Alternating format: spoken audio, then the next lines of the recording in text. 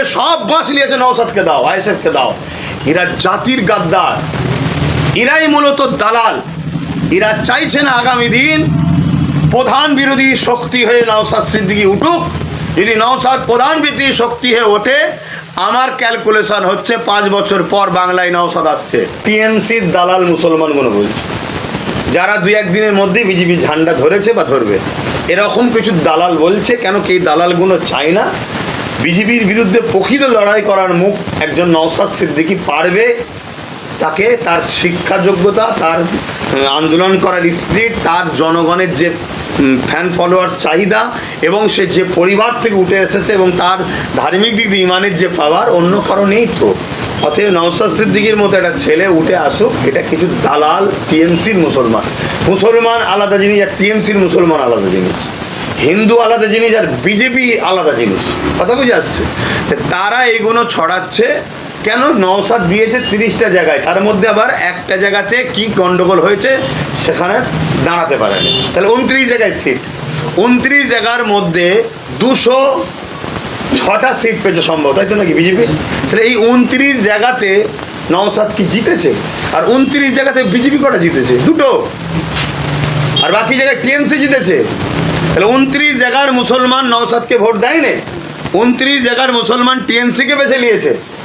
এত কিছু হওয়ার পরও, কোরআন শেষ হয়ে যাবে, অকাব শেষ হয়ে যাবে, প্রসাদ খাওয়াবার পরও এই মুসলমান টিএমসিকে তারপরও মেনেছে। টিএমসির সাথে মুসলমান গাদ্দারি করেনি। যাদেরকে টিএমসি 1,10,000 টাকা দিয়েছিল, যাদের জন্য অনেক কিছু ধর্মের স্থান কোটি কোটি টাকা খরচ করে দিয়েছিল, লাস্টে তারা সবাইকে লাথি মেরেতে সরে গেছে। আর এই মাতামুটা তথাকথিত দুধেল গাই, এরা নিজেদের জন্য একটা কিছু শক্তি তৈরি করতে পারলো না। আজকে নওশাদের সাথে গোটা 20 থাকতো, তাহলে একটা বিরাট ফাইটই হতো তো নাকি? তাকিয়ে দিল না, দিল কাকে? 26টা জায়গাতে যেখানে নওশাদ দিয়েছে, 26টা জায়গাতে একচেটিয়া ভোট দিয়ে টিএমসিকে জিতিয়েছে মুসলমানরা। তাহলে এখানে কোথায় ভোট কাটলো কোথায়?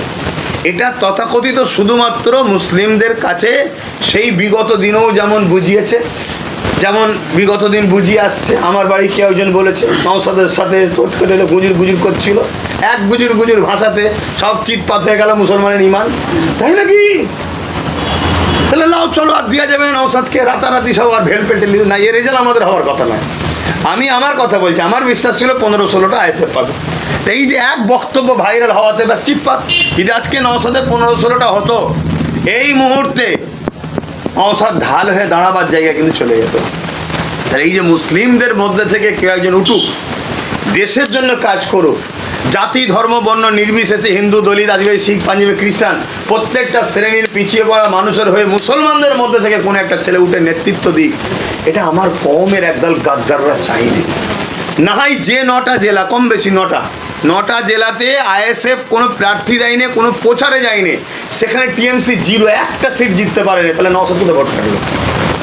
সেখানে বাম রয়েছে, কংগ্রেস রয়েছে। আমি বাম কংগ্রেসকেও বিজেপির দালালকেও বলুক আমি পছন্দ করছি না, কিন্তু কই তার বেলা একবার তো বলা হচ্ছে না বামও ভোট কেটে বিজেপিকে এগিয়েছে। কংগ্রেস একা সিট দিয়েছে, 3,000 ভোট পেয়েছে, 2,000 ভোট পেয়েছে। অতএব ও দালালি করছে বিজেপির, একটা তো কেউ বলছে না। শুধু ঘুরিয়ে ফিরিয়ে সব বাঁশ নিয়েছে, নওশাদকে দাও, আইএসএফকে দাও। এরা হলো মুসলিম ঘরের গাদ্দার, এরা জাতির গাদ্দার, এরাই মূলত দালাল। এরা চাইছে না আগামী দিন প্রধান বিরোধী শক্তি হয়ে নওশাদ সিদ্দিকী উঠুক। যদি নওশাদ প্রধান বিরোধী শক্তি হয়ে ওঠে, আমার ক্যালকুলেশন হচ্ছে 5 বছর পর বাংলায় নওশাদ আসছে। যদি বলেন কেন? উত্তরপ্রদেশে SC STরা যোগীর হাতে সব থেকে বেশি আক্রান্ত, মুসলমানের থেকেও। আমি চ্যালেঞ্জ করছি, ডাটা তুলুন। আমি চ্যালেঞ্জ দিচ্ছি, নিজের জীবনকে বাজি লেগে চ্যালেঞ্জ দিচ্ছি। উত্তরপ্রদেশ, গুজরাটে, আসামে মুসলমানের থেকেও SC ST সম্প্রদায়রা বেশি বিপদে। কিন্তু মুসলমানেরটা এই রাজ্যে, বিভিন্ন রাজ্যে প্রচার হয় কেন? মুসলমানের ভোটটা নিবে বলে সেকুলার নামী ভণ্ড দলগুলো মুসলিম অ্যাটাকগুলো বেশি প্রচার করে, SC STদের ওপর জুলুমগুলোকে প্রচার করে না। মণিপুরে গত 7-8 বছর ধরে হত্যা লীলা চলছে, রেপ চলছে, খুন চলছে এই বিজেপি শাসক আমলে। একটা তার বিরুদ্ধে কোনো তথাকথিত সেকুলার দল প্রচার করেছে দেখেছো? কেন প্রচার করে না? মণিপুরে মুসলমান নেই তাই। মুসলমানের ভোটকে নিতে হবে, এজন্যে বুঝাও যোগী মারছে, ও মারছে, ও মারছে, এটা প্রচার করে। তাহলে আমার রাজ্যে এসসি এসটিরাও আগামী খুব শিগগিরই যারা নাচছে দেখবেন এরা বিজেপির হাতে আক্রান্ত হবে। তো বিজেপির হাতে যখন আক্রান্ত হবে, আর নওশাদ যদি বিরোধী দল থাকে তাহলে তারা আসবে কোথায়? তাহলে নওশাদের হাতে যখনই আসবে নওশাদের পাল্লা ভারী হচ্ছে না কম হচ্ছে? তাহলে এর পরের সরকার কি হবে? তাহলে একটা মুসলিম ছেলে নেতৃত্ব দেবে, আমার জাতের গাদ্দাররা চাইলে, তাহলে অন্য কোনো লোকেরা চাইবে কেন? অন্য লোকেরা চাইবে কেন? এটাই হচ্ছে বিজেপি কৃষ্টের চাল, এটাই হচ্ছে টিএমসির চাল, আর এটাই আরএসএস পুরো ঠান্ডা ঘরে বসে প্ল্যানটা তৈরি করছে। যেদিন গণনা ভবানীপুরে হয়, আমরা যেটা দেখছিলাম 500 ভোটে শেষের দিকে শুভেন্দু আগাচ্ছে। 500 ভোটটা কোনো ভোট নয়। হঠাৎ করে উনি বেরিয়ে চলে গেলেন কেন? সেদিন ছেড়ে দিলেন কেন? আমাদের বিশ্বাস সেদিন যদি থাকতেন তাহলে কিন্তু শুভেন্দুর এই রেজাল্টটা হতো না। শুভেন্দুকে উনি ইচ্ছা করে জিতিয়েছেন, ছেড়েছেন। অতএব আজকে যে তিনি পথটা ছাড়ছেন না, শুধুমাত্র এরা সমাজে বিশৃঙ্খলা তৈরি করে দলাদলি করার একটা পরিকল্পনা তৈরি উনি করতে চাইছে, এটা আমি মনে করি। তিনি বলছেন যে ভোট দুর্নীতি করা হয়েছে, তাহলে সবার আগে উনি কিন্তু এই দুর্নীতির বিরুদ্ধে দাঁড়াতে পারতেন। আজকের যে পরিস্থিতিটা পশ্চিমবঙ্গে তৈরি হয়েছে এটা কিন্তু তৃণমূলের জন্যই হয়েছে। আজ কেন্দ্র বাহিনী আসছে, কেন্দ্র থেকে গণনা, যারা ভোট গণনা করবে তারাও কেন্দ্র থেকে আসছে। এই পরিস্থিতি কিন্তু তিনি তৈরি করছেন, কি বলবেন? আমি ওনার কথাতে 100% সহমত। বিজেপির এই রেজাল্টকে আমিও কোনোভাবে মেনে নিতে পারিনি। আমি মনে করি কিছু কম বেশি 80+ জায়গাতে বিজেপি কিছু এদিক ওদিক করেছে, এটা মানুষের প্রকৃত রায় বলে আমার একটু ডাউট হচ্ছে। কিন্তু উনি কেন করেনি প্রথম থেকে প্রতিরোধ? আমাদের যতটুকু দৌড় আছে সেই খবরে যতটুকু পারছি, এ বিষয়ে রাজ্যের যিনি প্রাক্তন এখন সিএম তিনি মমতা ব্যানার্জির কাছে যথেষ্ট প্রমাণসহ খবর ছিল, এবং তিনি তখন কেন করেনি? কেন উনিও চেয়েছিলেন রাজ্যটা বিজেপির হাতে তুলে দিতে হবে, না চাইলেও দিতে হবে। কেন? অভিষেকের জেল যাত্রাকে রুখার জন্য, পরিবারের আরও অনেক সদস্যর জেল যাত্রাকে রুখার জন্য। বিজেপির হাতে যদি রাজ্যকে তুলে নেওয়া দেওয়া হয়, সে ইডি সিবিআই এনআইএর চক্রান্তে যেভাবে ফেঁসে যাচ্ছে, তাতে পরিবারের অনেক সদস্য সহ অভিষেকের জেল যাত্রা হবে। এটাকে রুখার জন্য তিনি এ কাজের তখন রোখেনি। আজকে বিশেষ করে মুসলিম সম্প্রদায়ের কাছে নতুন করে মাসিয়া হয়ে থাকার আবার একটা নাটক তৈরি করার জন্য এই কথাগুলো তিনি বলছেন, অন্য কিচ্ছু নয়।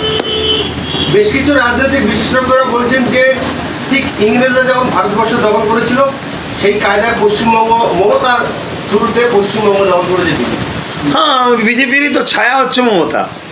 আমাদের লড়াই ছিল মূলত বিজেপির বিরুদ্ধে। প্রশ্ন হতে পারে কি টিএমসির বিরুদ্ধে নয়? টিএমসি হচ্ছে বিজেপির ছায়া। ছায়াকে প্রথম শেষ করা হলো, এবারে মূল যার সঙ্গে লড়াই তাকে শেষ করা হবে।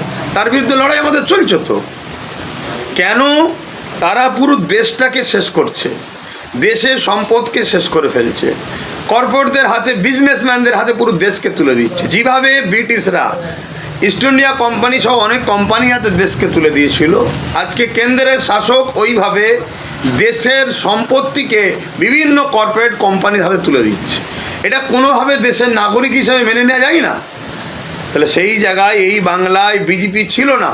বিজেপির মাটিকে বড় আস্তে আস্তে 2011-র পর থেকে আস্তে আস্তে এই মাটিকে শক্ত করেছে। জ্যোতি বসুর প্রাক্তন যিনি মুখ্যমন্ত্রী আমার বাংলার, তিনার একটা কথা নিশ্চয়ই আপনারা জানেন। তিনি বলেছিলেন মমতা ব্যানার্জিকে উদ্দেশ্য করে যে মমতার সবচেয়ে বড় ভুল হলো বাংলায় বিজেপিকে জায়গা করে দেওয়া। সেই বাংলায় বিজেপিকে আস্তে আস্তে মাটি শক্ত করে জায়গা করেছে। আমিও কয়েকটা বক্তব্যে বলেছিলাম যে ময়াল সাপকে টিএমসি পুষলো, সেই ময়াল সাপই এখন দিদিকে খাচ্ছে। আজকে সে খেয়ে নিচ্ছে। তার সব আঁট ঘাট টাকা পয়সা, কোথায় কয়লা, কোথায় বালি, কোথায় চাকরি চুরি, কোথায় স্বাস্থ্য চুরি, সব কিছুর দুর্নীতির ফাইল, চুরির ফাইল এখন ইডি সিবিআই বিজেপির হাতে চলে গেছে। অতএব এই জায়গায় যে সাপ পুষেছিল সে সাপের কাছে এখন সব প্রমাণ। সে এখন বলছে আমাকে পুরো খেতে দিতে হবে, আমার এই অল্প খাওয়াতে পেট হচ্ছে না, আর যদি খেতে না দাও তাহলে তোমার ভাইপো সহ যারা আছে বালু টালু সব কি কমনে সব কিন্তু নিয়ে যে একেবারে তিহার জেলে ভরবার কোনোদিন ছাড়বো না, তাই ছেড়ে দিতে বাধ্য হয়েছে। কিন্তু ফাঁসলো কারা? দিনের শেষে আজকে সব তো ভেতরে ভেতরে ভেতরে ভেতরে পা দিয়ে বসে আছে। সব যারা কালকে টিএমসি ছিল, রেজাল্ট বেরোবার সাথে সাথে 1 ঘন্টার মধ্যে সব বিজেপি হয়ে যাচ্ছে, সব বিজেপি হয়ে যাচ্ছে।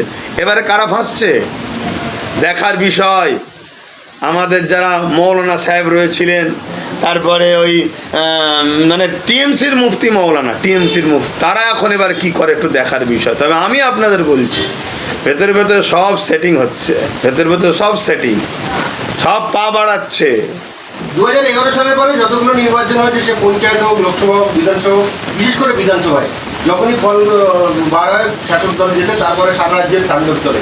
এই জায়গায় আমরা দেখতে পাচ্ছি যে 2-3 দিন 4 দিন হয়ে গেল রাজ্য সরকার পরিবর্তন হয়েছে, বিজেপি ক্ষমতা এসছে, রাজ্যে যথেষ্ট শান্তি শৃঙ্খলা রয়েছে এবং বিজেপি যারা বিধায়ক পদে জয়ী হয়েছে তাদের যথেষ্ট মানে নেতিবাচক মন্তব্য। কী বলবেন এই কথা? দেখুন, আপনি আপনার নজরে বলছেন যথেষ্ট শান্তি আছে। আমার নজরে 21টাকে দেখলে হয়তো তার তুলনায় একটু কম বলছে, কিন্তু যেভাবে ধর্মের স্থানে আঘাত করা হচ্ছে, আমার মসজিদে আঘাত করা হয়েছে, আমার ঈদগাহ দিয়াল ভেঙে দিয়ে ঈদগাহকে দখল করা হচ্ছে মুর্শিদাবাদে, বিভিন্ন জায়গায় যে তাণ্ডব লীলা চলছে, এটাকে আমি কোনোভাবে কম দেখছি না। হ্যাঁ, লাশ পড়াতে বলতে পারেন 2021-এর যে লাশের ইতিহাস তৈরি হয়েছে, সেটা হয়তো বিজেপি আসাতে এখনও হয়নি, কিন্তু তা বলে আগামীতে হবে না, এটা ভাবা ভুল হচ্ছে। কেন আমরা তথাকথিত দেখেছি অন্যান্য রাজ্যে বিজেপি যেভাবে জুলুম অত্যাচার করেছে, এই রাজ্যে করবে না, এটা আমরা এখনও ভাবতে পারছি না। তবে বাঙালি যারা নেতৃত্ব দেয়, বাংলার কালচারটা একটা সম্পূর্ণ আলাদা অন্য রাজ্য থেকে।